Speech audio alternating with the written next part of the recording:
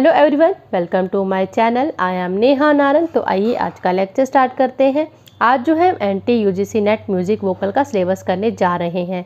इसकी यूनिट 7 कर रहे हैं, लेक्चर सेकंड है। फर्स्ट लेक्चर का लिंक जो है आपको डिस्क्रिप्शन बॉक्स में मिल जाएगा। यूनिट 1 जो है मैं आपको करवा चुकी हूँ, जो आप प्लेलिस्ट में जाकर देख सकते हैं। तो आइए लेक्चर स्टार्ट करते हैं।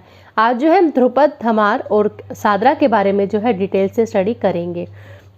इन तीनों टॉपिक्स की जो है हम डिटेल से स्टडी करने वाले हैं, तो आप सभी से रिक्वेस्ट है कि मेरे चैनल को जरूर सब्सक्राइब करें।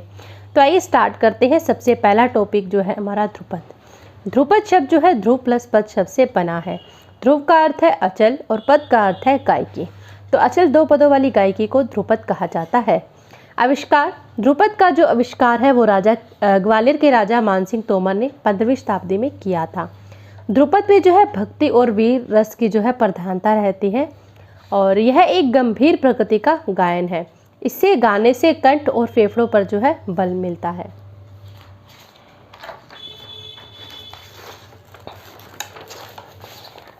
इसीलिए इसको मर्दाना गीत भी कहते हैं।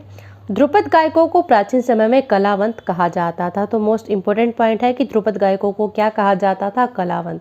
तो ध्रुपद की भाषा कैसी होती है वो जानते हैं। ध्रुपद के काव्य की भाषा संस्कृत, हिंदी, उर्दू तथा ब्रज आदि होती है। ध्रुपद में किन किन तालों का प्रयोग किया जाता है? मोस्ट इम्पोर्टेंट क्वेश्चन नेट के पॉइंट ऑफ व्यू से। तो ध्रुपद में तीव्रा, सूलताल, आड़ाचार ताल, रुद्रताल आदि तालों का प्रयोग होता है। ध्रुपद के साथ जो है पखावज की संगति की जाती है, यानी पखावज या मृदंग एक ही बात है। तो ध्रुपद के साथ जो है पखावज बजाया जाता है। जैसे कि आपको पता है कि आजकल जो है पखावज का जो प्रयोग है कम हो गया है, तो अब जो है तबला भी बजाया जाता है ध्रुपद के साथ। तो ध्रुपद के साथ प्रयोग की जाने वाली तालें जो होती हैं वो खुले बोलों की ताल हैं, इसलिए इन्हें थपियाबाज भी कहा जाता है। मोस्ट इम्पोर्टेंट पॉइंट, मतंग ने ध्रुपद को चोकशा गीति कहा है। ठीक है, चोकशा कहा है। तो और शारंगदेव ने ध्रुपद को शुदा गीति कहा है। ये ध्यान रखें, मोस्ट इम्पोर्टेंट पॉइंट है। ध्रुपद के प्राचीन काल में 4 भाग थे: स्थायी, अंतरा, संचारी, अभोग। ध्रुपद के आधुनिक काल में 2 भाग हैं: स्थायी और अंतरा। ध्रुपद के आलाप में नोम, तोम, नाते, वेदा, अनंत, हरि शब्दों का प्रयोग किया जाता है। ध्रुपद में जो है विभिन्न लयकारियों का प्रयोग होता है।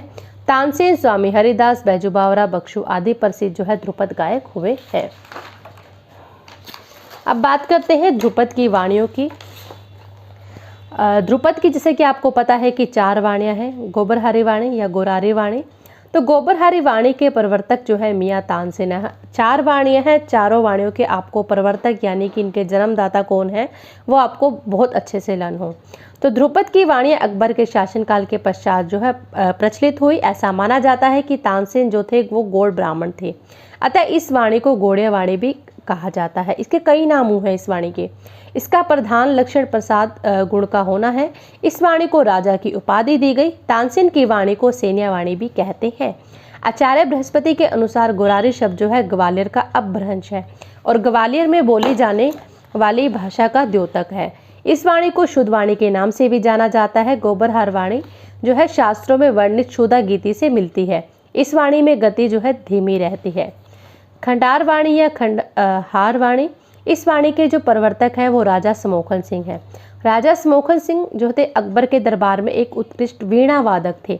तो ये खंडार नामक गांव में रहते थे, इसलिए इसे खंडार वाणी के नाम से जाना गया। खंडार दुर्ग बाबरनामा में उल्लेखित है। खंडार वाणी जो है बेसरा गीति के समान है। तो आपको वाणियों की जो है ये 4 वाणियाँ जो है 4 गीतियों के समान है, तो आप इनकी जो गीति है वो भी याद रखें। तो इस वाणी को फौजदार की उपाधि दी गई। इस वाणी को प्रधान तथा विचित्रता एवं तीव्र रसोद्विपता थी। इसकी गति अधिक विलंबित नहीं होती।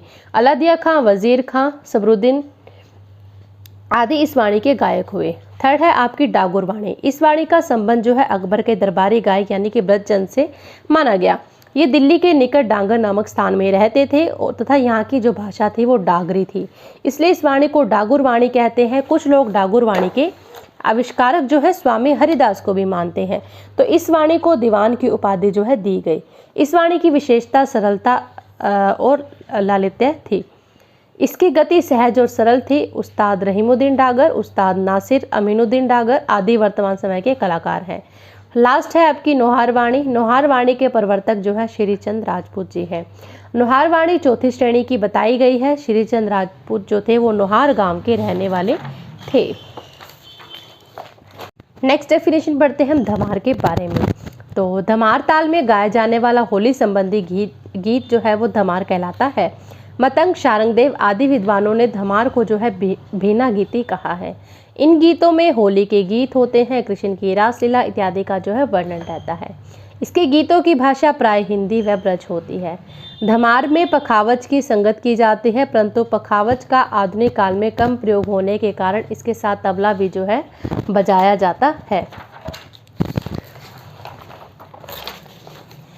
धमार गाने में या फिर होली संबंधी गीतों में जब ख्याल गायक दीपचंद या जत तालों में ख्याल अंग से गाता है और उसमें ठुमरी और द्रुत ख्यालों की भांति ताने तथा बोल ताने लेता है, तब इस गान को होली कहते हैं।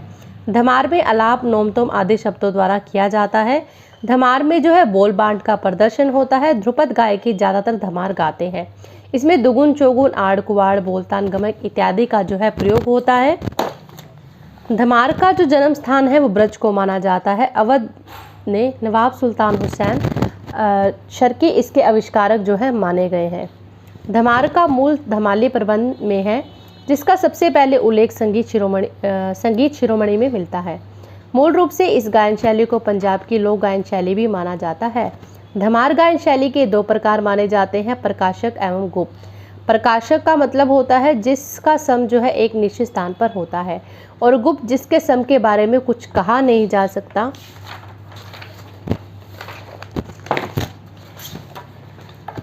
अर्थात जिसका सम जो है गुप्त होता है और पहली पंक्ति को 3 बार गाने पर या अंतिम बार में समझ में आता है तो उसको क्या कहते हैं, गुप्त। तो आपने इसमें जाना कि धमार के जो हैं आपके 2 प्रकार माने गए थे, प्रकाशक और गुप्त। तो लास्ट डेफिनेशन पढ़ते हैं सादरा की। सादरा जो है झपताल में गाया जाता है। इसको गाने के लिए जो है कंठ सुरीला और रोबीला होना चाहिए। डॉक्टर गीता पैंतल के अनुसार जो ध्रुपद 10 मात्राओं में गाए जाते थे उन्हें ही सादरा कहा जाता है। पंजाब में ध्रुपद व धमार नामक गायन शैलियों के साथ साथ दादरा नामक गीत शैली के प्रचलित होने के जो प्रमाण हैं वो मिलते हैं। ताल का विशेष ज्ञान होना चाहिए। इसमें गले को स्वतंत्रता से हिलाना डुलाना जो है वर्जित है। मुरादाबाद के उस्ताद नज़ीर खां, जयपुर के उस्ताद कलन खां और अलवर के अलाबंदी दोनों के शिष्य थे। लखनऊ के दुल्ले खां का नाम भी सादरा गाने में जो है प्रचलित रहा है। दुल्ले खां के पुत्र स्वर्गीय अहमद खां सादरा बड़े ही अच्छे ढंग से गाते थे। Thank you. आपको मेरा वीडियो कैसा लगा कमेंट करके ज़रूर बताएं।